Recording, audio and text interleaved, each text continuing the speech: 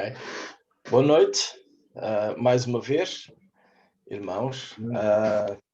Eu já pelo número, não sei se este é o sexto, se é o sétimo, agora de repente, mas tem sido interessante progredir aqui assim no livro, na carta que Paulo escreveu aos Efésios, e estamos na segunda secção da carta, com uma parte bem mais prática de aplicação às nossas vidas daquilo que tem sido dito. Entretanto, eu queria pedir duas coisas. Queria pedir para vocês, se puderem e conseguirem, irem ali ao bate-papo e escreverem um máximo 3 palavras, no máximo 4, mas já é assim uma tolerância que eu não queria, no máximo 3 palavras, pode ser apenas uma, sobre Deus, aquilo que nós temos ou aprendido, ou temos recordado, ou temos notado acerca de Deus ao longo desta carta. Coisas que nos marcam, que talvez no nosso relacionamento com Deus o que nos sensibiliza mais do relacionamento do Senhor connosco, etc.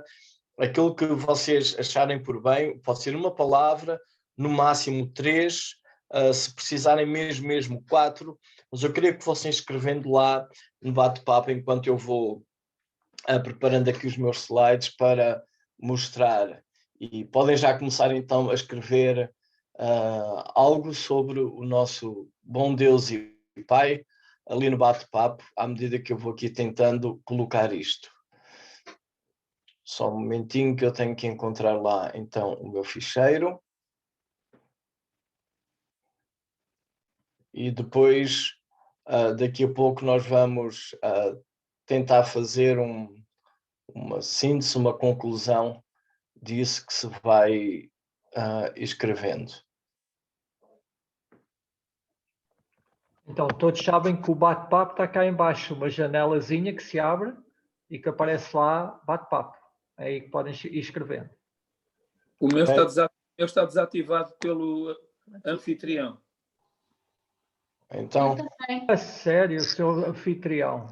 o senhor anfitrião, Faz deixa as favor pessoas escreverem no bate-papo. Exatamente, senhor anfitrião. Ok, só 5 palavras. Vou tentar descobrir isso. Então, depois, se não conseguirem escrever e quiserem partilhar audivelmente, pode ser também. Então, temos estado já aqui há algumas semanas com a carta aos Efésios. Hoje vamos entrar no capítulo 5. Fazer estas divisões nem sempre é fácil, às vezes é muito fácil fazer uma divisão do texto. Desculpa, outras vezes há 2 versículos ou um versículo que fazem a ligação entre uma secção e outra. Daí que eles podem ser considerados ficar no fim de uma secção ou ficarem no início de uma outra. E o texto que nós vamos ver hoje tem alguma parte em que isso acontece. Hoje iremos então ver o capítulo 5, os primeiros 6 versículos, andar em amor, e a segunda parte, do 7 ao 14, andar na luz. E a razão porque eu dividi é por causa desta expressão andar, que Paulo repete várias vezes nesta segunda parte da epístola. Então eu estou, para facilitar a nossa abordagem à carta, estou a respeitar este tema andar em amor, andar na luz, que já foi visto e ele irá continuar a repetir. Uma forma simples de olharmos, eu não estou aqui a usar sempre um mesmo método, não sei se já notaram, para fazer resumos da carta do que temos dado, porque não é apenas uma ideia de memorização. Eu não creio que Paulo, por exemplo, ou qualquer autor do Novo Testamento ou do Antigo, quando esteve a escrever o seu livro inspirado pelo Senhor, que estava com todas estas ideias assim na mente, tantos versículos para isto ou para aquilo, mas na forma como escreveu foi expressando as suas ideias, e nós tentamos aqui organizar as ideias que foram expressas para compreendermos melhor a mensagem toda do livro. Então, de uma forma simples, sem fazer uma distinção entre o versículo 1 e 2, eu tenho ali a primeira parte, os primeiros 14 versículos do capítulo 1, bênçãos de Deus. Obviamente, este tema começa só no versículo 3. Mas para não ocupar aqui mais um quadrado, decidi, neste slide, juntar o versículo 1 e o 2 com este tema, bênçãos de Deus. Já sabemos que o versículo 1 e 2 é uma apresentação que Paulo faz de si próprio, uma saudação que faz à igreja. No versículo 3 é que ele inicia então a falar de quem é o Senhor. Do 15 ao 23 ele faz uma oração e ele ora para que as pessoas possam experimentar, os seus leitores possam experimentar este poder do Senhor na sua vida. Isto de uma forma bem resumida. Depois, no capítulo 2, ele vai fazer um contraste. Nós de antes, que estávamos mortos, nos delitos e pecados, ou afastados de Deus, há várias expressões que ele vai usando ao longo da epístola, os que estavam longe, agora estamos vivos, chegamos perto, fazemos parte desta família de Deus. Então ele desenvolve esse assunto depois no versículo 11 até ao 22, estávamos afastados, alienados de Deus, agora fazemos parte da família de Deus. E aqui nós já temos esse conceito também de unidade, porque a divisão que havia entre judeu e gentio, entre ser humano e ser humano, todas essas distâncias, todas essas divisões que havia, como que elas estão aqui nesta carta que Paulo escreve aos Efésios, tudo está a ser reconciliado em Cristo Jesus. Ou seja, toda a ruptura, toda a dimensão de ruptura que nós podemos perceber no livro de Gênesis, no capítulo 3, que o homem está separado de Deus, o homem está separado da sua própria mulher, da esposa, o homem fica separado da natureza, porque a própria natureza é amaldiçoada, o homem é expulso do jardim, deixa de ter o acesso à vida, à árvore da vida. Tudo isso, toda essa catástrofe cósmica, digamos assim, que aconteceu na criação por causa do pecado, em Cristo Jesus, tudo isso também, a nível cósmico, irá ser reconciliado com Deus, e nós, pela sua graça, estamos incluídos. Então este plano de Deus, e no capítulo 3 podemos até dar algum destaque no versículo 10, que Deus agora, através da igreja, deste novo ser que ele cria, como que há um novo criado do ser humano à sua imagem e semelhança em Cristo Jesus, Deus quer mostrar a sua multiforme sabedoria aos principados e às regiões, nas regiões celestiais. E este novo ser não é que ele é todo, digamos que da mesma cor ou pensa apenas tudo igual como um bloco. Há uma grande diversidade, há uma grande variedade, mas somos um em Cristo, estamos unidos. Então este tema da unidade, ele é também transversal a toda a epístola. Depois, no fim desta secção, Paulo faz de novo uma oração. Se no início ele falava para experimentarem o poder de Deus, do versículo 15 ao 23, ele vai orar para que possamos ser cheios desse poder de Deus e ser também cheios e perceber e experimentar esse amor de Deus. Esta ideia que Paulo ora não é apenas para termos conhecimento disso, mas para vivermos. É um sentido de experiência, não uma experiência de um momento que vem alguma coisa emocional sobre nós, mas do nosso dia-a-dia estarmos cheios, repletos deste poder e amor de Deus. Isso fazer parte da nossa vida, porque afinal somos família de Deus. Então, a partir do capítulo 4, Paulo vai ter esta expressão que se torna repetitiva. Rogo-te que andes, ou ele tem uma outra linguagem, estou aqui a usar uma linguagem um pouco diferente, mas o pedido que ele faz, um pedido intenso, é para que agora nós possamos andar de uma forma digna daquilo que o Senhor então tem feito por nós. E ele começa com essa expressão no capítulo 4, logo no primeiro versículo no primeiro versículo do capítulo 4, ele faz este pedido intenso, ele usa esta expressão: rogo-vos que andeis de modo digno. Então estes primeiros 16 versículos, Paulo vai focar neste tema de unidade. Sim, há diversidade no corpo de Cristo, mas essa diversidade que existe não é para provocar falhas, não é para provocar rupturas, não é para provocar atritos, pelo contrário, é para cria complementaridade, cria a mesma ideia de que há diversidade num corpo com diferentes membros, com diferentes operações, e todos eles cooperam para o mesmo bem. E nós, membros desta família de Deus, sendo este novo homem, em que as paredes de separação, os muros de divisão foram derrubados, seja muros de que natureza forem. Nesta carta, Paulo está a focar mais na questão do gentio e do judeu, mas é um princípio que está aqui que se aplica a qualquer área de divisão. Então, assim nós iremos, a Igreja, o corpo de Cristo irá efetuar o seu próprio aumento em amor. E é interessante esta expressão de amor, que é várias vezes repetida nesta carta aos Efésios, e parece que ela está ali como que a ser um lubrificante, alguma coisa que está entre cada membro do corpo, na interação que têm uns com os outros. E isso é que cria todo este elemento de unidade do Espírito, que já existe. O versículo 17, e não do versículo 71, peço desculpa, do versículo 17 ao versículo 32, Paulo então fala de andarmos em santidade. Depois iremos ver hoje então do versículo 1 do capítulo 5 até ao 14, há dois temas que ele aborda de novo: o andar em amor e andar na luz. Eu tenho aqui o texto, entretanto, eu queria ver se já temos ali uma lista de algo sobre o Senhor, o nosso Deus, no bate-papo. E eu vou pedir ao João Paulo Xavier, por favor, para fazer uma síntese do que nós temos ali. Sim. Então, diz, Paulo? Sim. Sim, podes ler, por favor? Posso. Há aqui muita participação.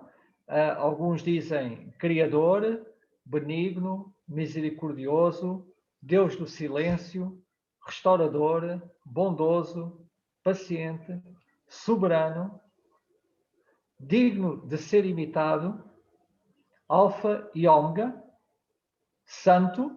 Houve dois irmãos a escreverem santo, mas o que ganhou, adivinha, foi o amor. Ok? Foi quem escreveu mais foi amor. A palavra mais usada, queria eu dizer, foi amor. Ok. É interessante que temos aí uma série de palavras acerca do nosso Deus. E, de certa maneira, algumas delas nós podemos aplicá-las mais diretamente a nós, outras temos que ter algum cuidado como é que as vamos aplicar, não é? Mas, lendo aqui estes primeiros dois versículos, eu tenho mesmo o texto na Bíblia para Todos e na versão Almeida, a Revista Atualizada. Eu vou ler só agora na Bíblia para Todos.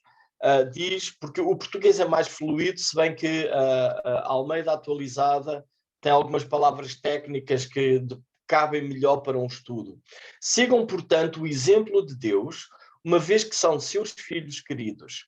Vivam no amor de Deus, à semelhança de Cristo que nos amou, oferecendo-se a si próprio por nós como um sacrifício bem aceito por Deus. A Bíblia para Todos tem uma construção que fica mais fácil, nós apanhamos mais imediatamente o conceito. A ideia de, portanto, seguirmos o exemplo de Deus, uma vez que somos seus filhos amados ou seus filhos queridos, como tem a BPT. Em vez de colocar andai em amor, a Bíblia para Todos optou por viver no amor de Deus. É uma expressão equivalente, mas eu creio que é mais fácil de compreendermos o conceito. De novo, à semelhança de Cristo, para substituir a expressão como Cristo nos amou, oferecendo-se a si por nós. Portanto, há aqui um modelo de comparação, a forma de vivermos o amor de Deus. O nosso modelo é a forma também como Cristo demonstrou o seu amor por nós. Portanto, a ideia de uma entrega, auto-entrega, ele ofereceu-se por nós, por amor. Esta ideia de andarmos em amor, por vezes não é fácil de nós compreendermos. Nós podemos criar esta ideia, e estou bastante contente porque a palavra mais repetida ali foi amor. Então, de facto, é pela graça de Deus, pelo amor de Deus, que nós podemos estar aqui hoje, porque temos vida eterna. Mas, por vezes, a nossa expressão de andar em amor, ela acaba por não ter, digamos que uma aplicação prática, não acaba por ser aplicada de forma concreta. Por vezes fica mais aquém nessa área e fica mais uma afirmação teológica que nos é querida. Mas ando a notar que várias vezes nas Escrituras, quando se fala do amor de Deus, é mencionado a forma prática como esse amor de Deus ele foi revelado e foi demonstrado. E aqui nestes versículos tem: Cristo nos amou oferecendo-se a si próprio por nós, ou seja, há uma ação concreta, uma ação que nós podemos perceber. Aliás, os discípulos estiveram presentes, presenciaram, nós hoje lemos e sentimos os efeitos deste amor de Deus no sentido em que ele se entregou por nós. Portanto, há um gesto prático, digamos assim, de Deus para nós que expressa o seu amor, mas há um gesto concreto que acontece neste amor de Deus. E nesse sentido eu tinha algumas questões que eu gostaria que nós pensássemos.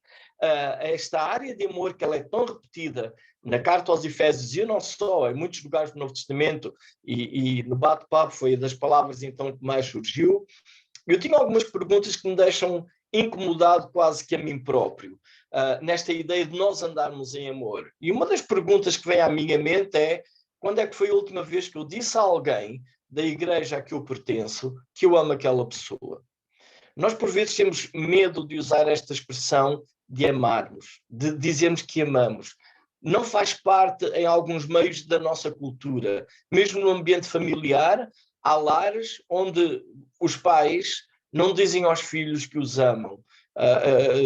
Eu conheci um rapaz aqui em Guimarães e ele contou-me: nunca ouvi o meu pai dizer-me que ama, que me amava.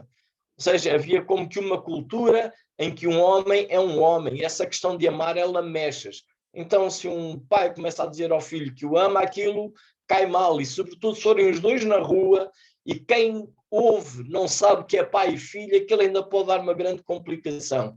Mas estes medos, destes erros, eu creio que nós devemos ultrapassar isso, e andar em amor tem que ser concretizado em coisas práticas, não apenas da forma de eu expressar o meu amor para o outro, mas de forma a que o outro compreenda que eu o amo.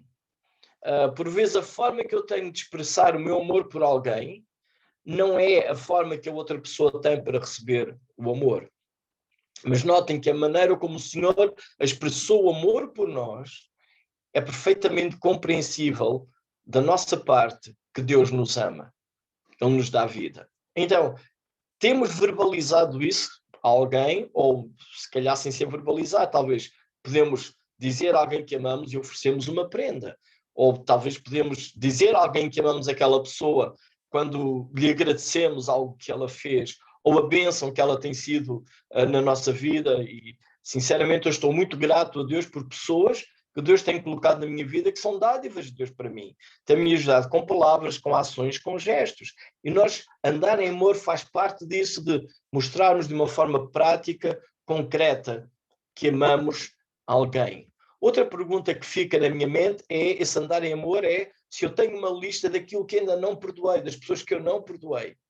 Ou se eu digo apenas de uma forma cristã que eu perdoo, porque eu sei que eu tenho que perdoar, mas as minhas emoções, os mesmos sentimentos, não estão a favorecer isso.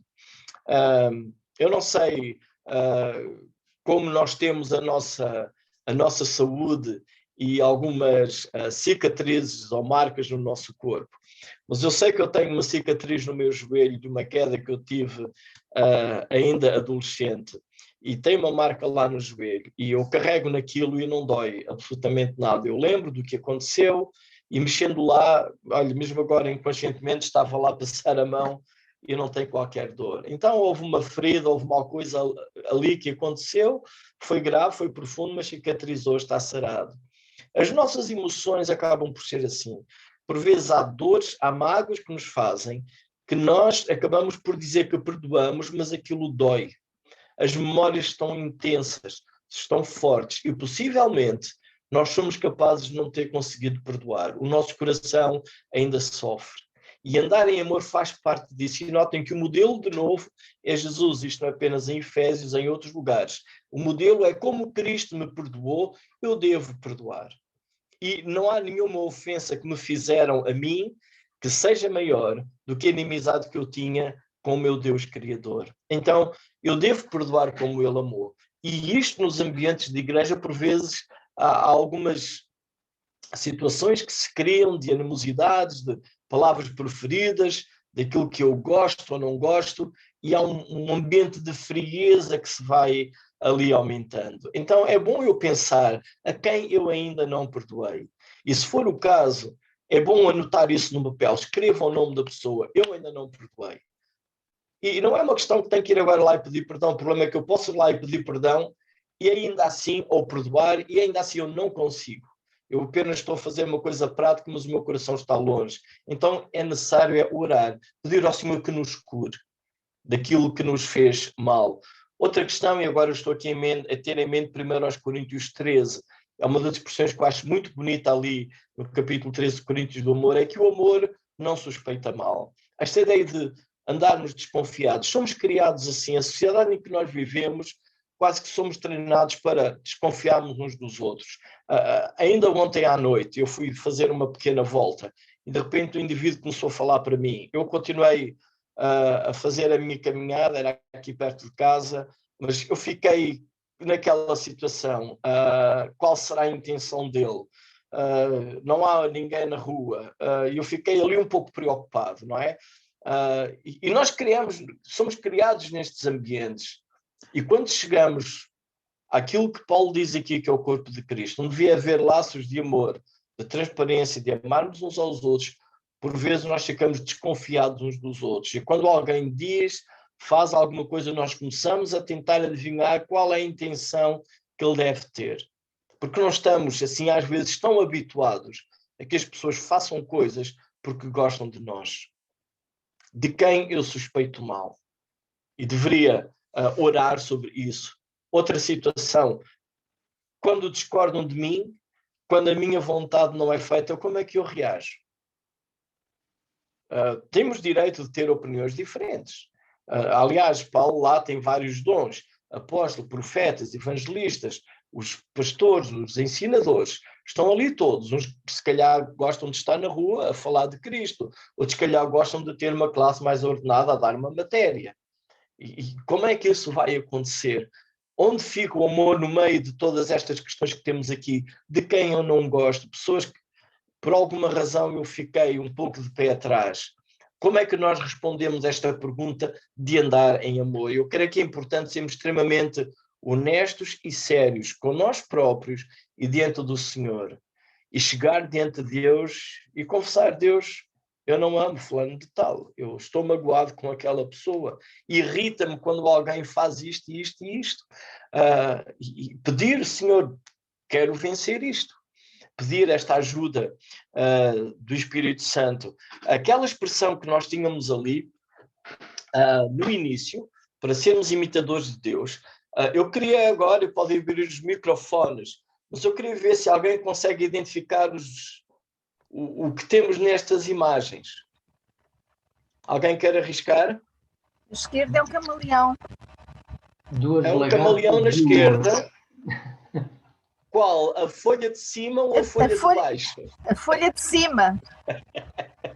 Ok. Temos cima. um camaleão e mais.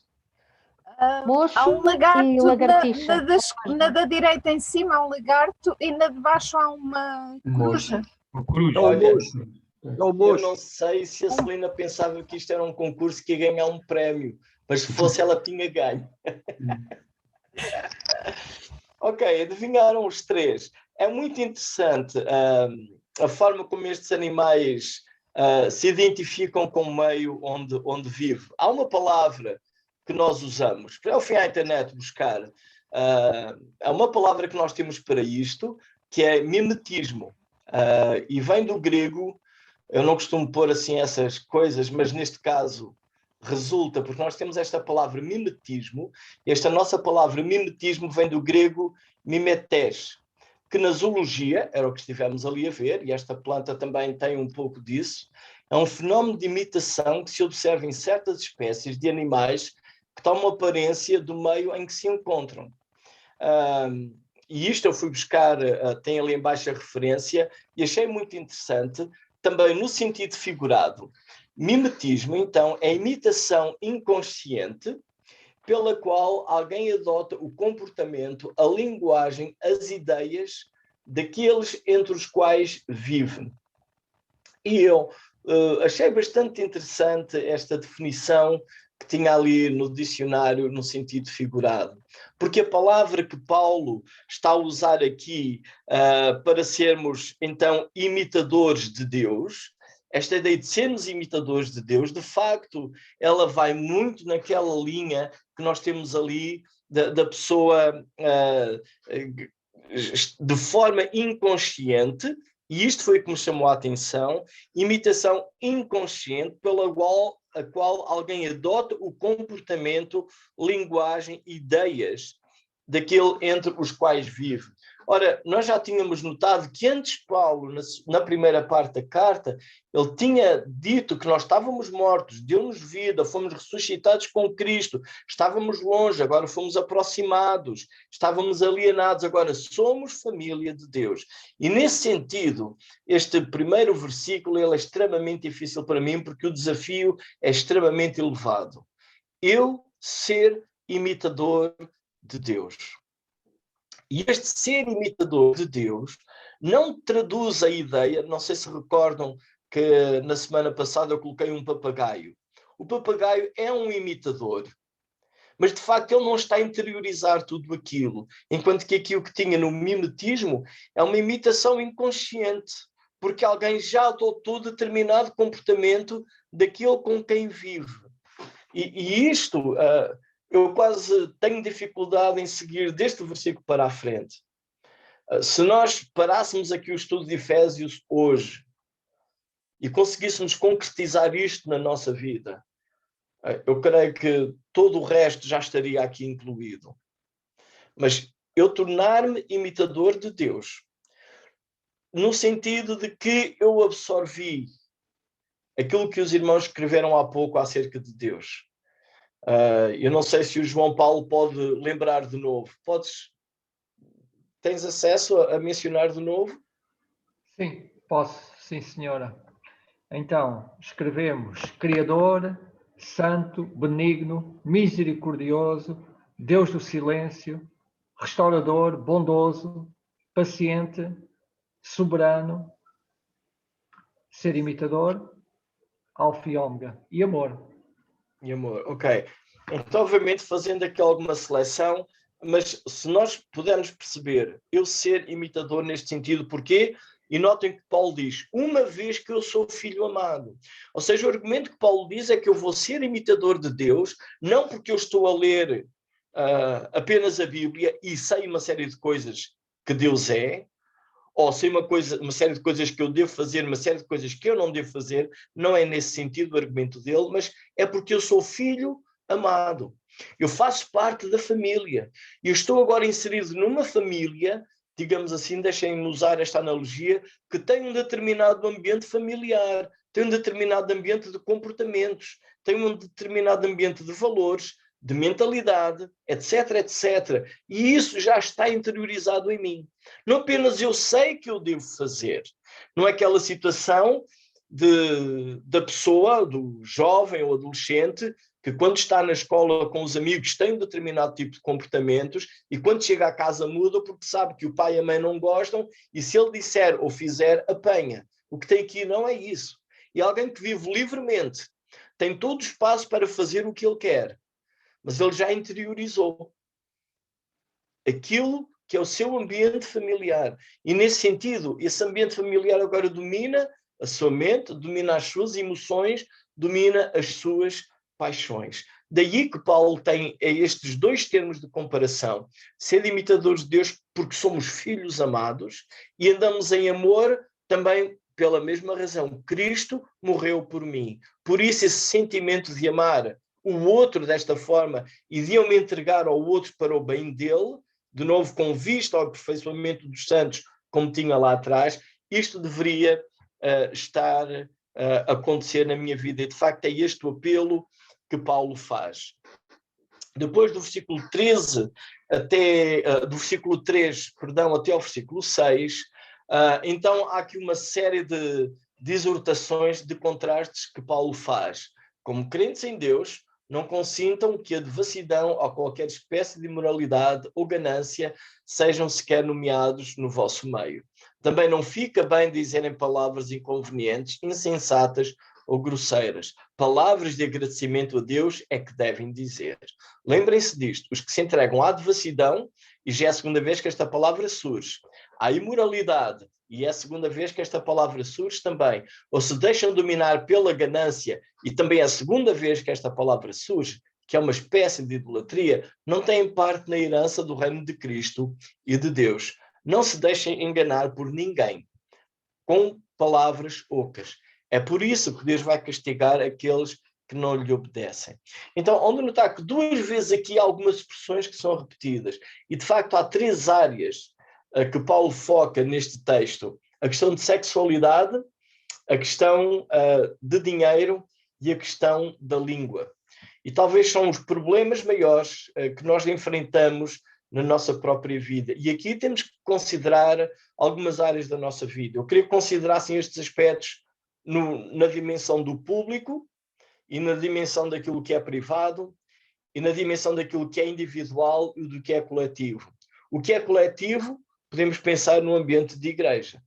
Como nós, como igreja, tratamos esta questão de avareza, tratamos a questão de sexualidade, tratamos a questão da língua. Algumas nós somos muito mais rápidos a condenar do que outros. Na questão da imoralidade, pelo menos no aspecto de ensino, nós rejeitamos completamente. Na questão de avareza, às vezes é um assunto que não é tão mencionado. Aliás, falar em dinheiro quase que até parece mal. Em vez de falar em dinheiro, fala-se antes da fé, e depois também há alguns grupos que, por causa de fazerem um mau uso ou uma má ênfase no aspecto do dinheiro, nós ainda falamos menos. Mas depois ainda há outro problema, que não é questão de não falar, é que ele é tolerado, que é a questão da língua.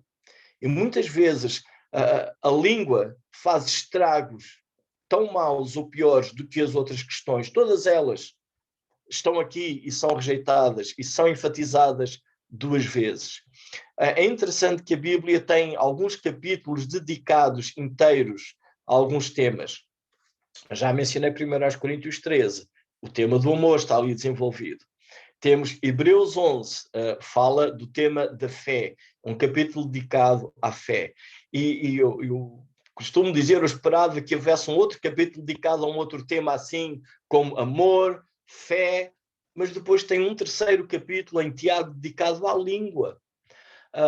Não por causa da sua virtude, mas por causa dos problemas que a língua nos causa. E por vezes isso não é sequer abordado.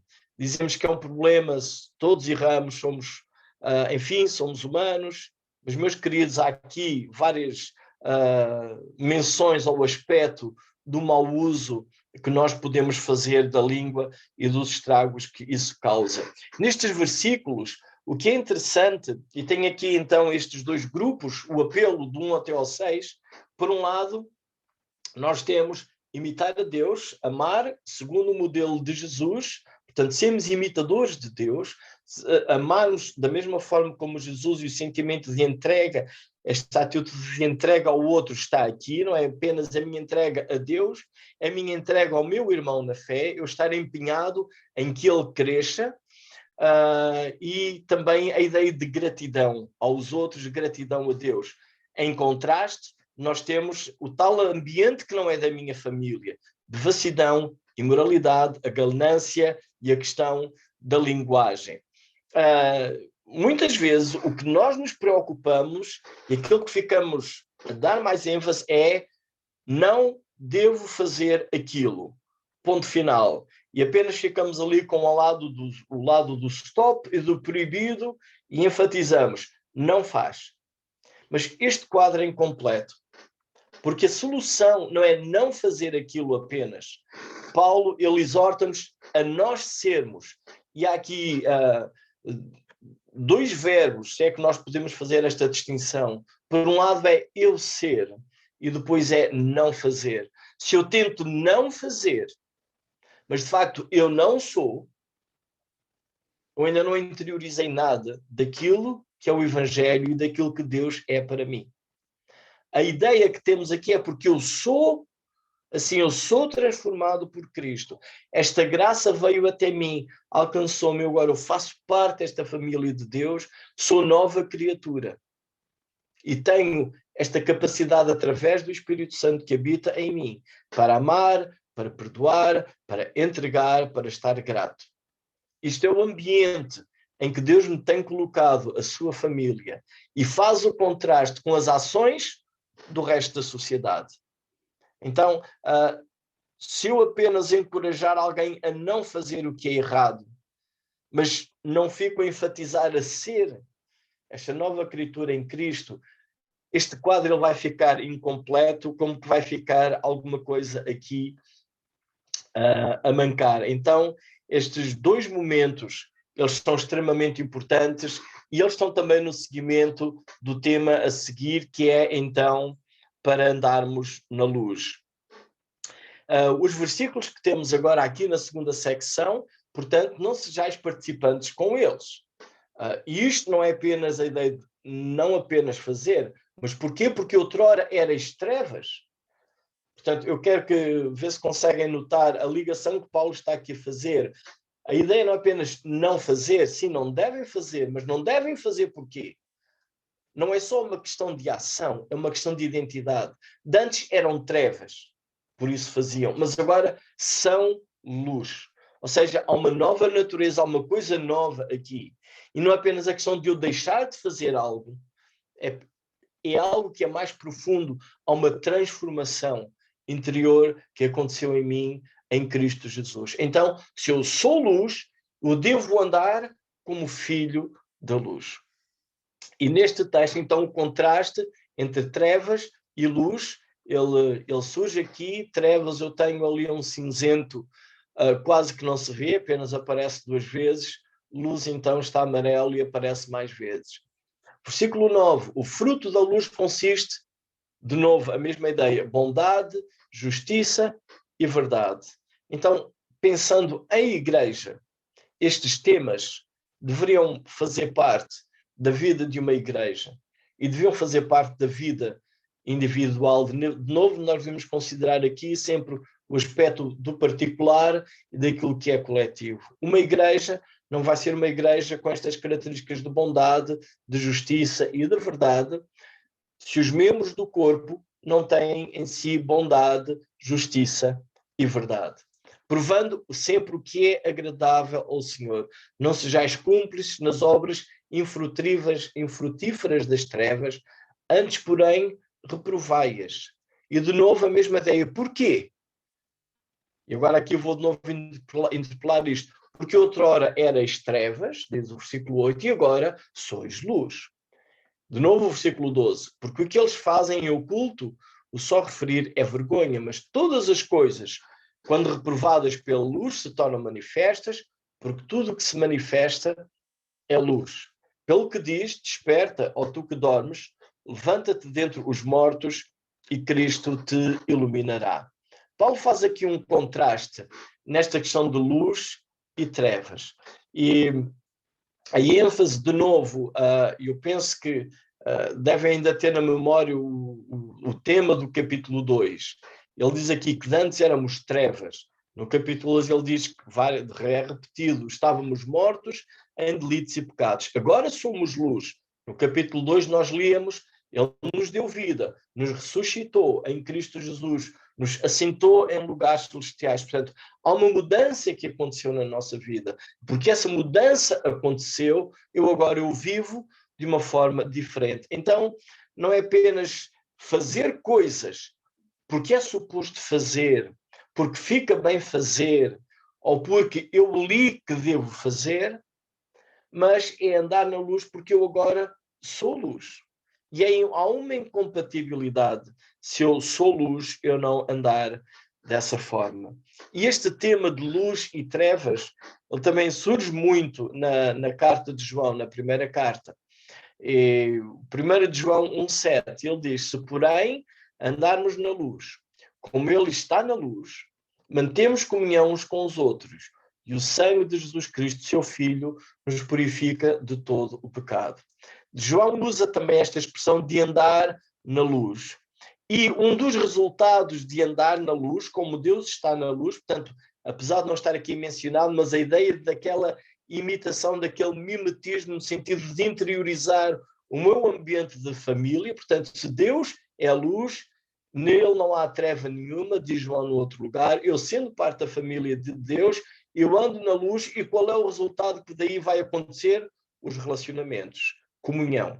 Os meus relacionamentos com os meus irmãos vão ser excelentes, porque fazemos parte da mesma família de Deus, amamos-nos uns aos outros. Somos diferentes? Somos. Talvez até temos culturas diferentes? Sim, certamente. Temos cor da pele diferentes, temos idades diferentes, temos gerações diferentes. Há gerações novas que estão a ser criados com sistemas de computadores, informáticos e tudo. Outros, isso ainda é um bicho de 7 cabeças para eles. Temos de música, são diferentes. Estilos de roupa e de vestir, sim, são diferentes. E tudo isso é muito diferente ainda dos dias em que o nosso Senhor Jesus viveu. Mas mesmo assim, a comunhão existe, porque estamos unidos com Cristo. E mais, o sangue de Jesus nos purifica. Apesar de ainda haver falhas entre nós, somos purificados por este sangue precioso de Jesus. E este é o estilo de vida que Paulo está ali a mencionar. De novo, João, mais à frente do versículo 9 a 11, e ele volta de novo à ideia dos relacionamentos. E isto porquê? Porque a ideia de comunhão realmente são relacionamentos.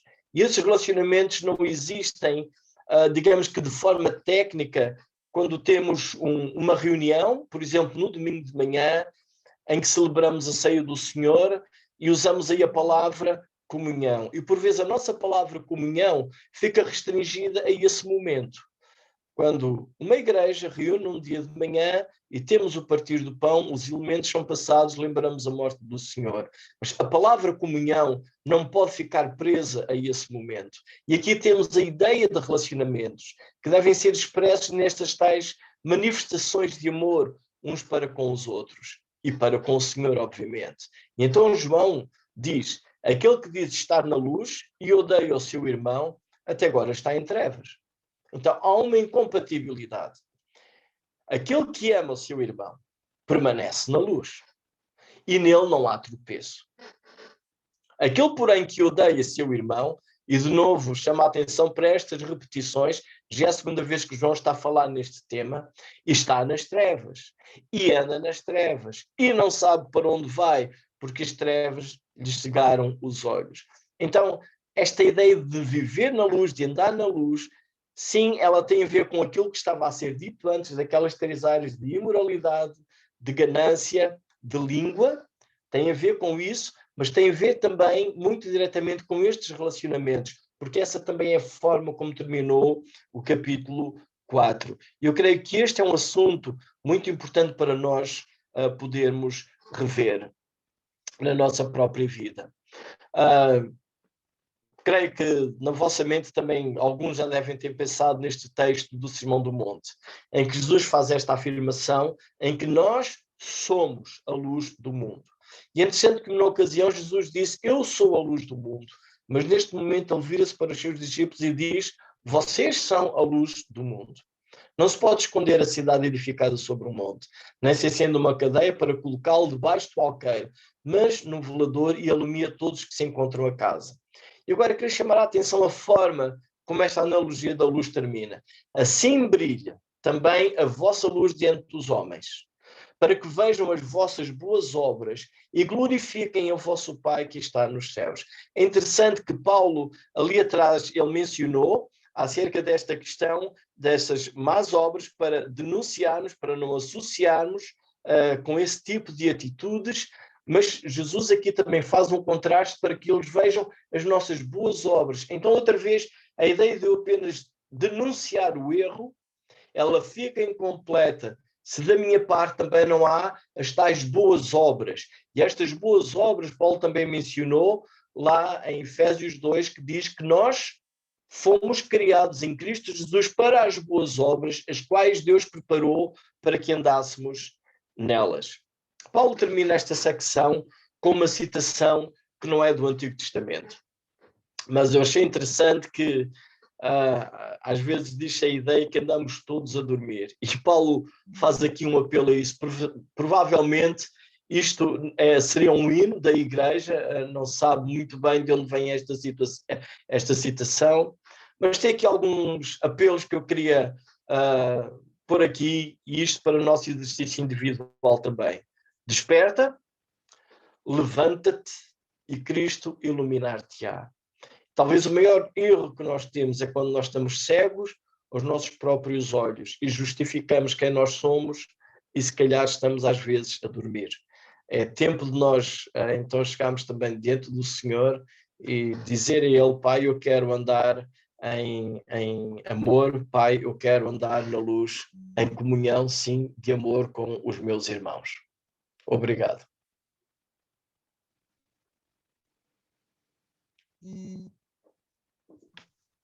Obrigado, Paulo. Realmente queria saudar a todos com a paz e com a graça do Senhor, e agora chegou a altura de passarmos para a parte prática, e dessa forma, como nós vemos esta expressão de andarmos na luz, como realmente foi referido, como o Senhor Jesus Cristo indicou no Sermão do Monte, em que nos desafia a ser luz. Mas a minha dúvida muitas vezes é que nós simplesmente ficamos com a palavra, e aqui o desafio para os mini-grupos seria nós podermos passar para esta parte prática, o que é andar na luz na realidade. Nos dias de hoje, como é que nós podemos andar na luz, mas de uma forma prática? Nós temos às vezes a tendência de nós simplesmente dizer meras palavras que são subjetivas, mas dizermos de uma forma prática como é que nós podemos andar na luz e dando exemplos práticos. Portanto, nesse sentido, quando nós vemos esta instituição de Paulo, quando olhamos para o Sermão do Monte, em que nos indica que nós devemos estar em lugares visíveis, ao sermos luz, faz-me lembrar realmente a minha atividade profissional, que é o marketing e a publicidade, onde muitas empresas querem ser luz para que as outras pessoas os vejam.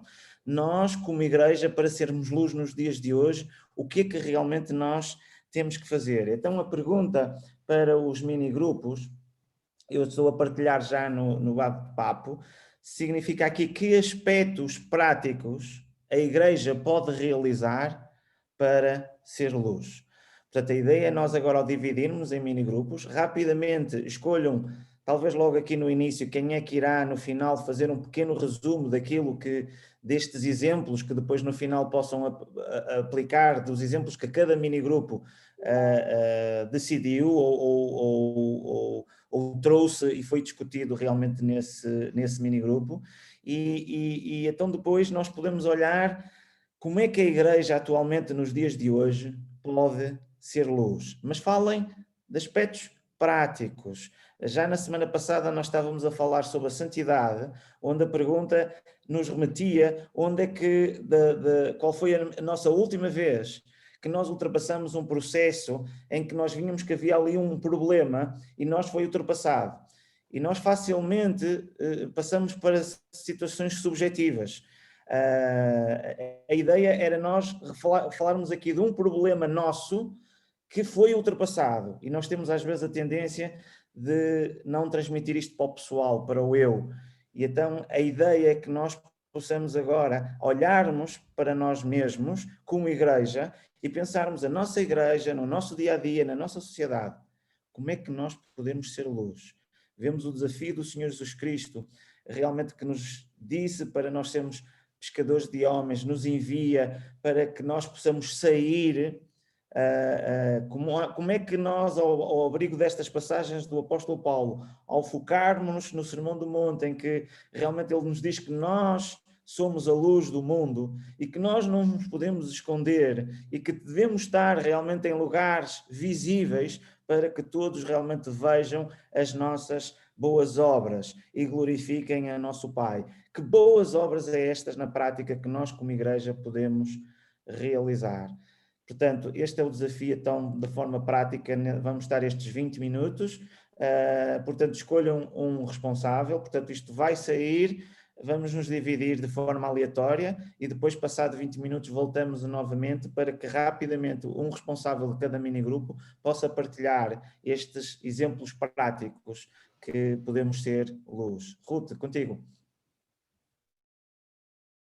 E está na altura de nós podermos dar oportunidade aos porta-vozes para falarem e compartilharem com todos aquilo que o seu minigrupo falou.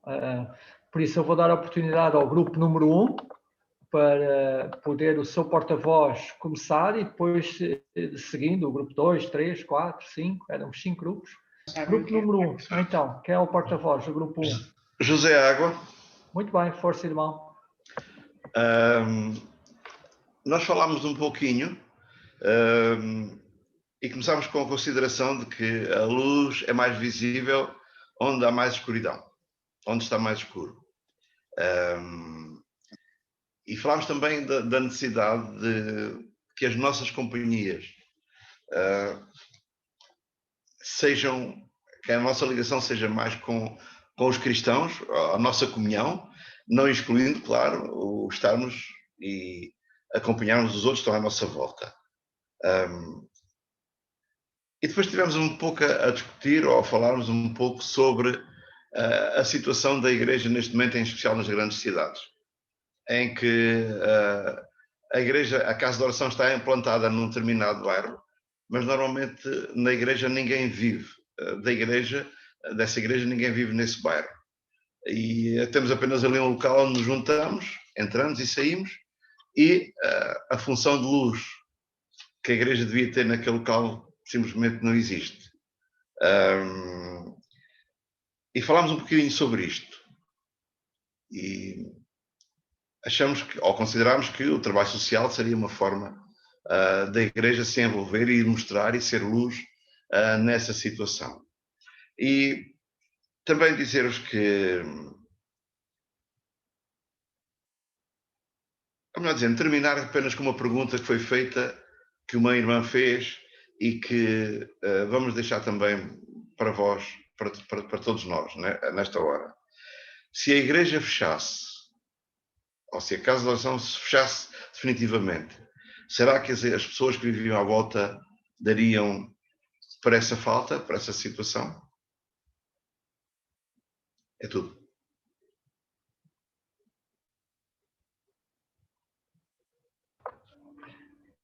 Grupo 2. João Paulo, eu não me lembro qual era o nosso. Nós já éramos o 5, Celina. Somos os últimos. Obrigada. Grupo 2. Grupo 2 era o José Alves, o Nuno Fonseca, o Pedro Simões. Quem é que é o vosso porta-voz? E outros?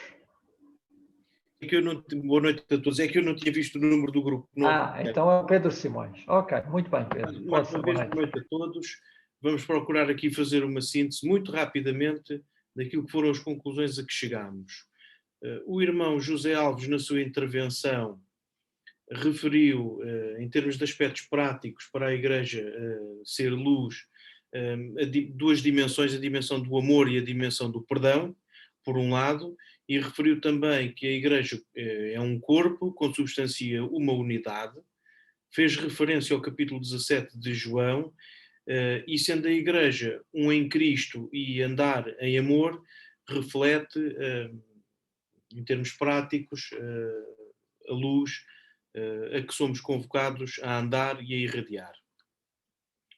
O irmão João Poças referiu que a ação da Igreja neste momento e no contexto de pandemia passa a ser, enfim, uma ação um pouco mais individual. Somos convocados a esta dimensão de brilhar individualmente, particularmente com aqueles com quem temos mais proximidade. E assim, uma proposta de aspecto prático para que a Igreja pudesse ser luz e evidenciar o seu brilho seria levar o Evangelho e uma palavra de esperança àqueles que nos estão mais próximos, designadamente dos nossos vizinhos. Depois a irmã Susana referiu que em termos práticos podemos mostrar luz naquelas situações em que é muito custoso perdoar E precisamente nessas circunstâncias seríamos luz dando um testemunho nesta situação em que é muito difícil colocar o perdão em ação. Uma outra dimensão seria a dimensão da harmonia entre os membros da Igreja, porque assim os outros, quem está de fora, vê que a nossa maneira de viver e de ser é diferente.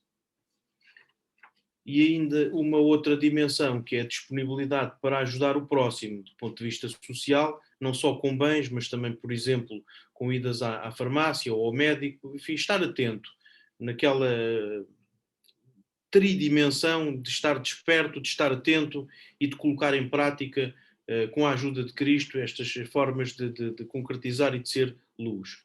Depois o irmão Nuno Fonseca referiu que um aspecto prático a ter em conta há de ser a forma e o teor das nossas conversações e também a forma como elas são ilustrativas de nós andarmos na luz e de sermos luz, e isto principalmente até quando não há sintonia entre todos os participantes das conversas, na dimensão de uns serem crentes e de outros não serem.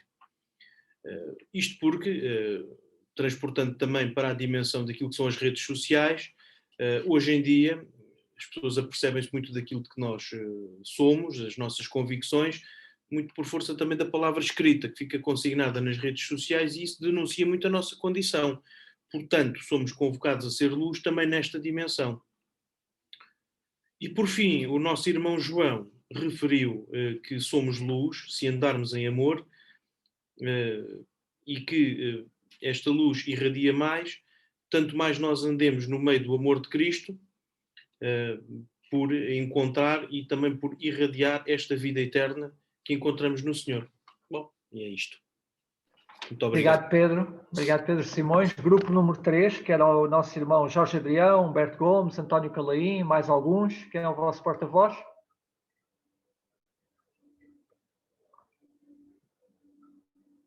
Alô, grupo 3, quem era o porta-voz?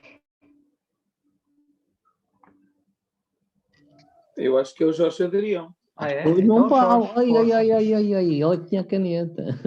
E o Paulo é que é o DDIP, da luz. E? O Paulo é que é o DDIP.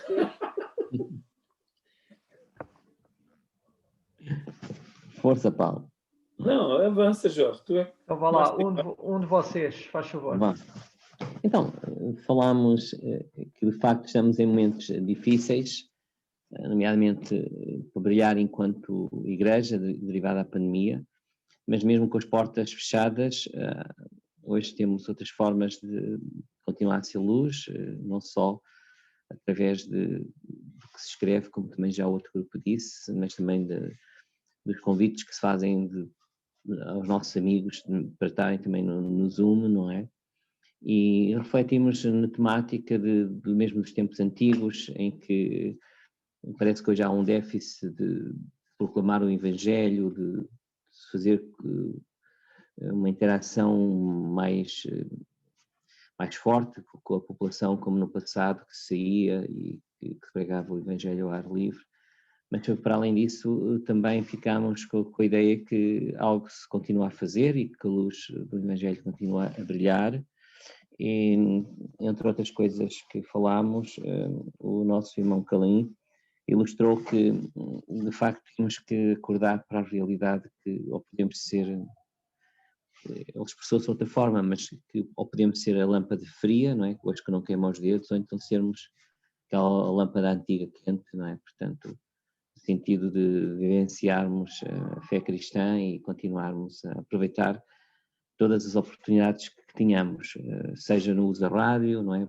Portanto, apesar que as coisas antigas, algumas ainda se vão fazendo, e hoje vivemos numa outra era, com outros meios, mas a Igreja do Senhor está hoje a usar a televisão e outras formas, mas há outras situações bem práticas também, como pegar no telefone ou fazer visitação, foram temas que desenvolvemos entre nós, de que as pessoas podem se abrir e serem visitados, tanto crentes como descrentes, e entre nós recebemos alguns testemunhos pessoais, que agora não vamos aqui divulgar tudo isso, mas andámos por aqui. Não sei se os demais do grupo querem acrescentar algo importante que me esteja a escapar, mas a luz continua a brilhar, e também foi dos temas que a escuridão é muito grande, mas uma luz pequenina, mesmo que nós não estejamos a brilhar tanto como poderíamos brilhar, a luz de Cristo em nós não se extingue, não é? No meio da escuridão.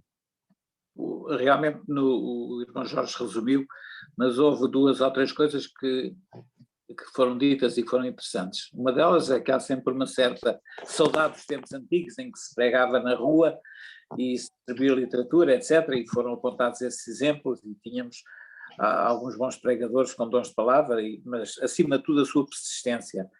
Mas o irmão Samuel Vieira afirmou, e com razão, que ainda hoje ele e a esposa, mesmo nestes tempos de Covid, visitam pessoas, tanto cristãos como não cristãos, levando-lhes uma palavra de conforto, de ânimo e orando com eles. E isso é muito importante, este trabalho de visitação, levando o Evangelho. Assim como o Paulo falou da possibilidade que tem de fazer uns pãezinhos à boa maneira como ele sabe, com a sua receita especial, e oferecê-lo aos seus vizinhos do prédio. Ora bem, temos aí uma boa oportunidade, muitas vezes, para desencadear uma boa conversa da luz de Cristo. Obrigado. Grupo 4, que era o irmão António Dias, António Fonseca, Mena. Quem é o vosso porta-voz? Sou eu. Ruth, força. Só um bocadinho. Tens que ligar o micro, deixámos-te ouvir. Ligaste e desligaste o micro, Ruth. Ok.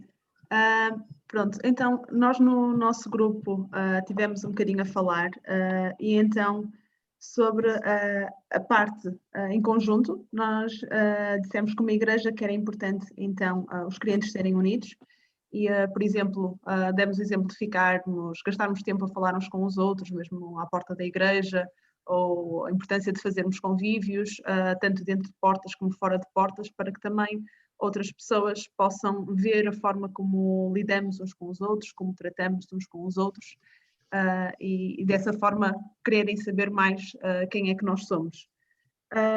Também falámos da importância do trabalho social, ajudar os mais necessitados, seja com bens alimentares. Falaram do exemplo do banco alimentar, que é sempre uma forma não só de ajudar nas necessidades, mas depois também de partilhar a nossa fé. E também aproveitar cada oportunidade que temos no dia a dia, às vezes para falarmos com pessoas, seja no supermercado, se encontrarmos alguém, às vezes pequenas coisas em conversas, não é? Que a pessoa questiona Deus ou quem é Deus, nós podemos aproveitar cada oportunidade para partilharmos a nossa fé, também demonstrarmos amor a essas pessoas e então mostrar aquilo em quem nós queremos. Também se falou sobre a importância de cultivarmos amizades, e as amizades não só com crentes, com as pessoas da igreja, mas também com pessoas descrentes. E muitas vezes temos quase como uma vida dupla, às vezes as nossas amizades lá fora não se podem misturar com as nossas amizades na igreja, mas é importante nós conseguirmos termos sempre o mesmo comportamento onde quer que nós estejamos, e gastarmos tempo com as pessoas, gastarmos tempo a cultivar amizades para que possamos também levar os nossos amigos descrentes então ao Evangelho. E também a importância de sermos bons profissionais.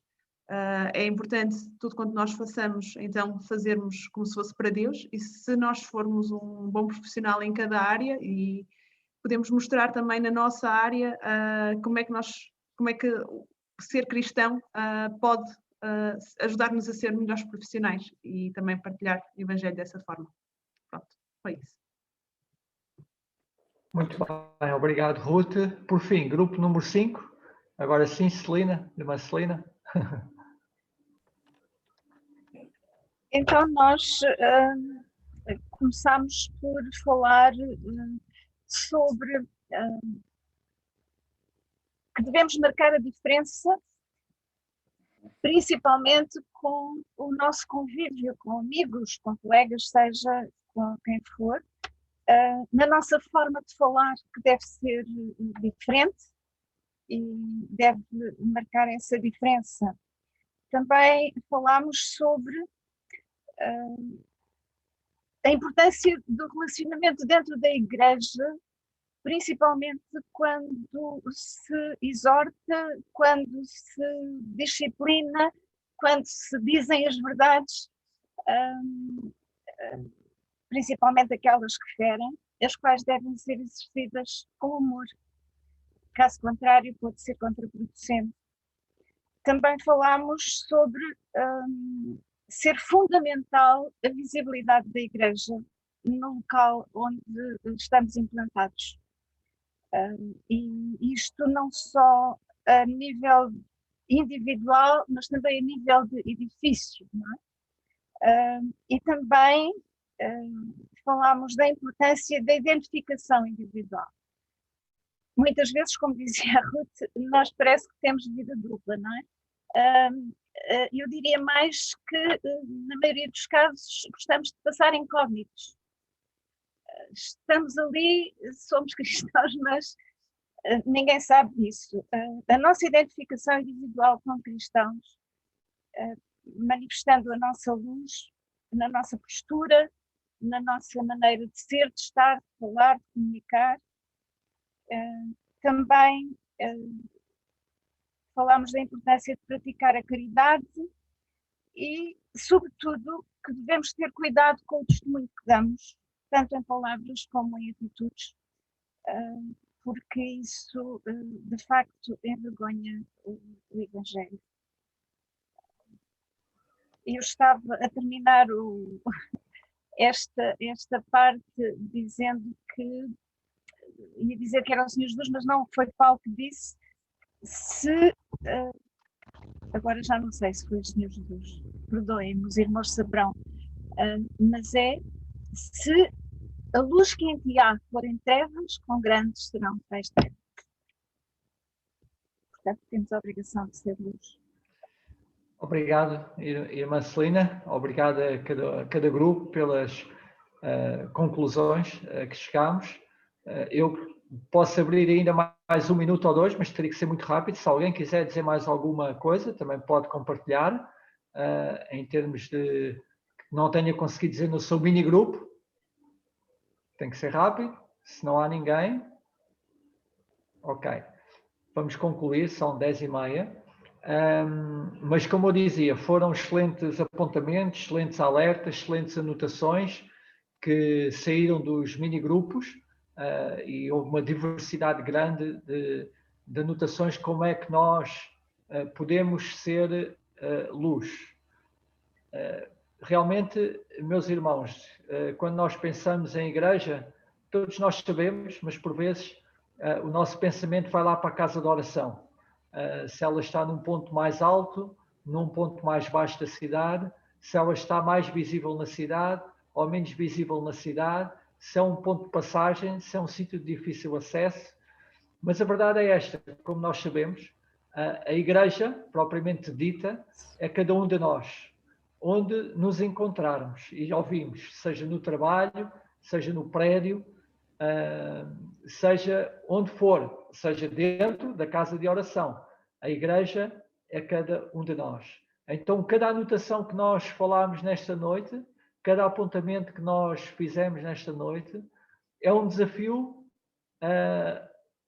para cada um de nós, porque cada um de nós é igreja.